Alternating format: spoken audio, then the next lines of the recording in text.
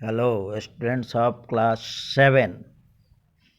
Today I am teaching you respiration in human from chapter 2. First of all, what is respiration? Respiration को हिंदी में बोलते हैं श्वसन। तो श्वसन किसको कहते हैं? The process which take place in living cell where food is oxidized and energy is released is called respiration. कह रहा है कि वह क्रिया जो जीवित कोशिकाओं में होती है जहाँ भोजन का ऑक्सीकरण होता है और ऊर्जा मुक्त होती है उसे श्वसन कहते हैं।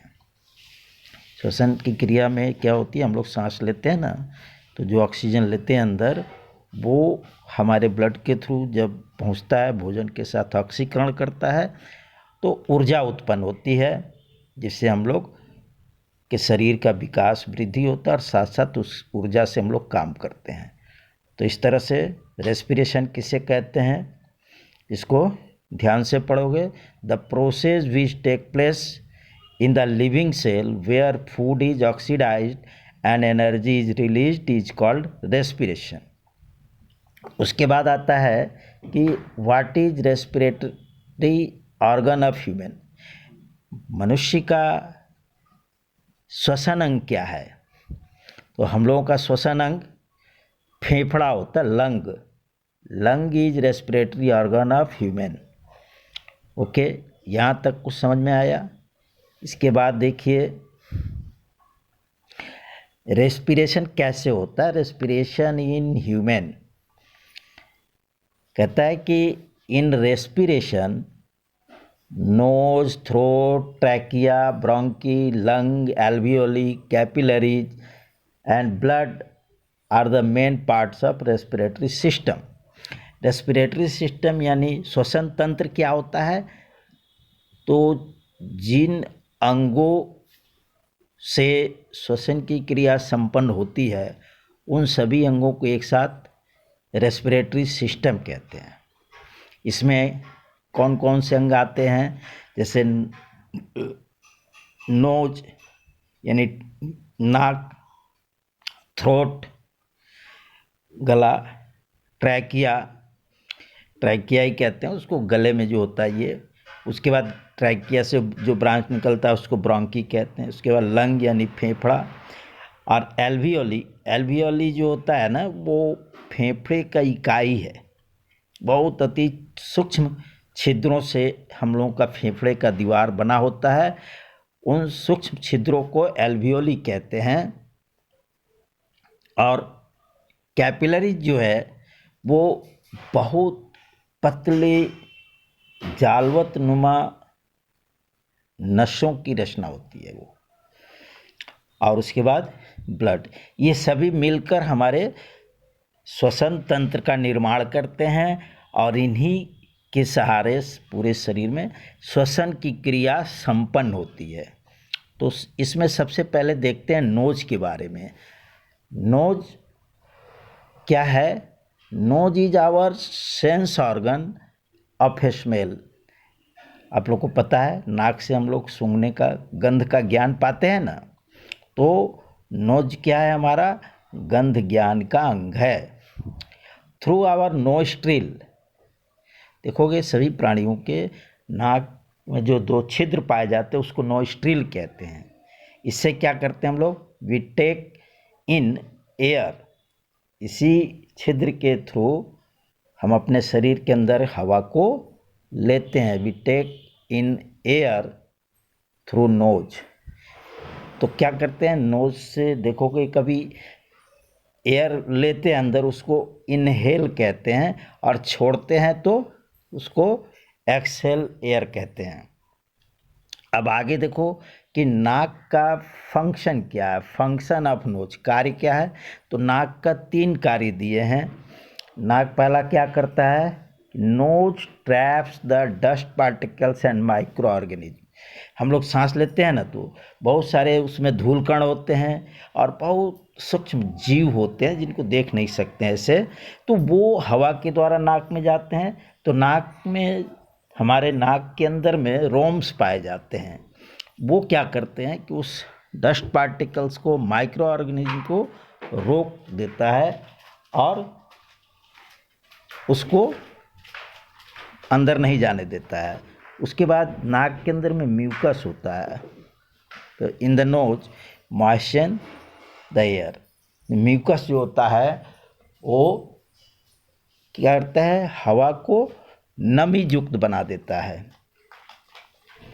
और उसके बाद temperature of air is maintain to the body. और नाक का तीसरा काम क्या होता है कि जो हवा हम लोग लेते हैं वो या तो कभी बहुत ठंडी रहती है या बिल्कुल सूखी हुई रहती है, तो उसका टेम्परेचर अलग अलग होता है। तो वो नाक में ही उसका तापक्रम हमारे शरीर के तापक्रम के बराबर कर दिया जाता है। इसके बाद बिल्कुल साफ और नम युक्त हवा जो है वो हमारे गले में जाता है, नाक से आगे थ्रोट में जाता है। थ्रोट में कुछ कार्य नहीं होता है, बल्कि वहाँ से बिल्कुल क्लीन मॉइस्ट एयर जो है पास करता है into throat and through wind pipe. वहाँ पर हवा की नली होती है जिसके द्वारा हमारे श्वसन तंत्र में ये हवा चली जाती है। वहाँ ये पहुँचती है पहले ट्रैकिया में। तो after throat air passes into trachea. This trachea is branched into two tubes called bronchus. ये ट्रैकिया आगे चल करके दो ब्रांच में बट जाता है और ये ब्रांच फिर पतले पतले ब्रांच में बदलते हैं जिसको म्यूकस ब्रोंकस कहते हैं। और ये फिर और भी उसमें ब्रांचेज हो जाता है, बहुत पतले पतले ब्रांच निकल आते हैं। इसके बाद ये हमारे लंग में पहुंचता है। वायु, ऑक्सीजन युक्त वायु जो है वो लंग में पहुंचता है। तो लंग की दीवारें जो होती है बहुत पतली होती है और the thinnest branch lead two cluster of tiny tissue of lung. ये लंग के उत्तकों में, टिश्यू में छोटी छोटी जो होती है, ये वहाँ पहुँचती है वायु। और लंग जो है वो क्या होता है, मेड अप ऑफ एल्वियोली। हमारा फेफड़ा जो है एल्वियोली से बना होता है। अभी मैंने पहले बताया था कि फेफड़े की इकाई को एल्वियोली कहते हैं। तो ये एल्वियोली जो होते हैं ना, each thin walled alveolus is surrounded by capillaries. इसी एल्वियोलस में वो जो ब्रोंकेज आते हैं वो पतले पतले उनके नस मैंने धागे के समान पतली पतली रचना होती है जो एल्वियोली में मिली रहती है। इसको कैपिलरीज कहते हैं।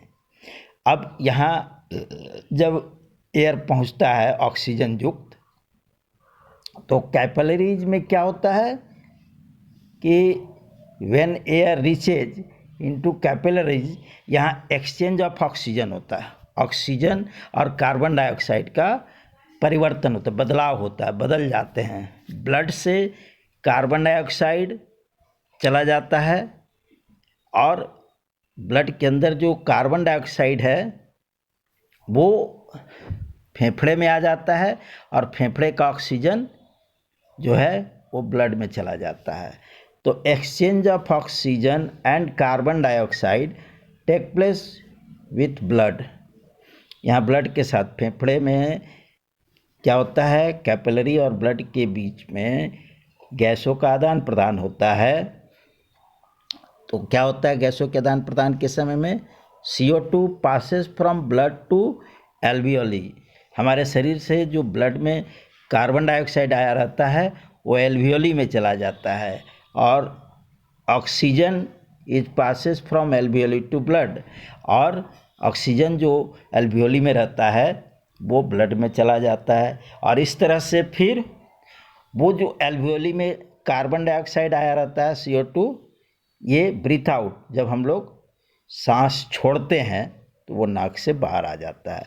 और in this way respiration take place in human. और इस तरह से मनुष्य में श्वसन की क्रिया संपन्न होती है और इससे उसमें ऊर्जा मुक्त होती है। तो यहाँ तक आज आप लोग को बताए। फिर अभी इस लेसन पर हम और 2 वीडियो आगे देंगे। पहले आप लोग इसको पढ़िए, समझिए और साथ साथ फेयर कर लीजिएगा और याद भी करना है। और फिर जो 2 वीडियो आगे भेजेंगे उसको देखिएगा। आज इतना ही। Thank you.